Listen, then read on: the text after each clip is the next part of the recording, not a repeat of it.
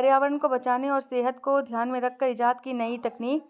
National sugar institute ने शोध में प्राप्त की नई सफलता। राष्ट्रीय शर्करा संस्थान कानपुर ने चीनी उद्योग के लिए बड़ी तकनीकी उपलब्धि हासिल की है। संस्थान ने नेचुरल स्टेबलाइजर आधारित नई चीनी उत्पादन प्रक्रिया विकसित की है, जो पारंपरिक डबल सल्टिफिकेशन और तकनीक का पर्यावरण अनुकूलन विकल्प साबित हो सकती है। यह तकनीक चीनी को अधिक स्वच्छ, सुरक्षित और बेहतर गुणवत्ता के साथ तैयार करने में मदद करेगी। कि हमारे जो शुगर टेक्नोलॉजी डिपार्टमेंट में एक शोध कार्य किया गया है।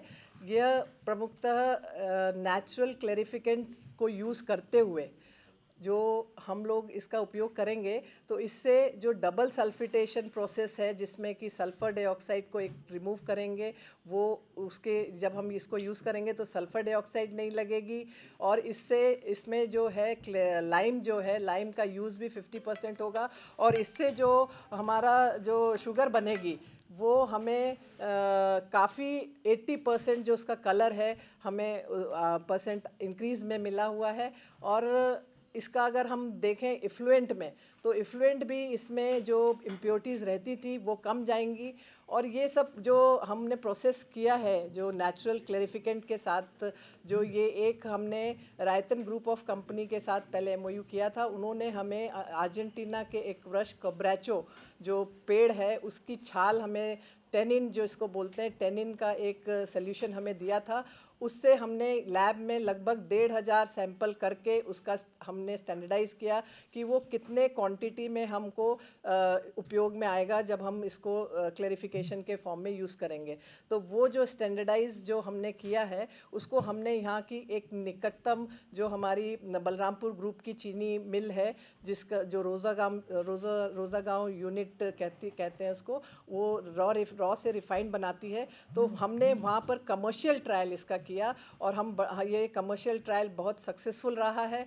और उसका जब हमने उसकी जो चीनी मिली है वो हमें रॉ शुगर जो मिला था, जो वो पहले बना रहे थे, जो सल्फ़र डाइऑक्साइड के क्लैरिफिकेशन से बना रहे थे, उससे उसमें 80% इंक्रीज़ मिली है। मतलब कलर का जो रिडक्शन था वो हमें अच्छा मिला है। और साथ में इसको जब हम अगर हम इससे तो फिर रिफाइंड बनाएंगे, रॉ से जो रिफाइंड बनता है तो उसमें भी कई स्टेप्स में बनता है वो। तो फॉस्फोरिक एसिड हो सकता है कि हमें ये फॉस्फोरिक एसिड भी कम लगे और हमें आयन एक्सचेंज अकेला एक ही से इसको हम रिफाइंड बना पाएँ।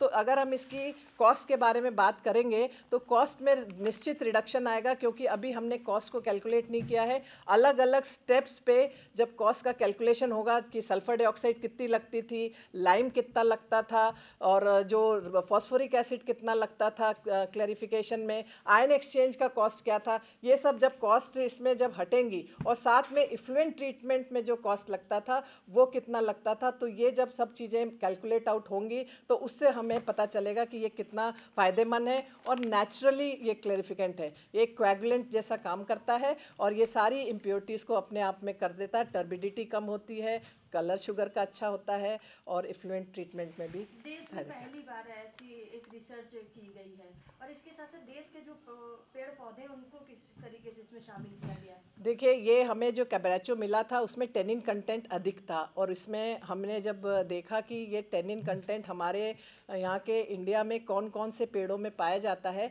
तो ये लगभग बबूल, जितने भी अशोक, बबूल, जितने भी टेनिन कंटेंट हैं हमने यहाँ पर अलग अलग उससे भी देखा है, उनमें भी टेनिन कंटेंट अधिक है। इसको हमको स्टैंडर्डाइज करना है इंडियन प्लांट के इंडियन ट्रीज़ के कंटेंट में किसमें कितना है।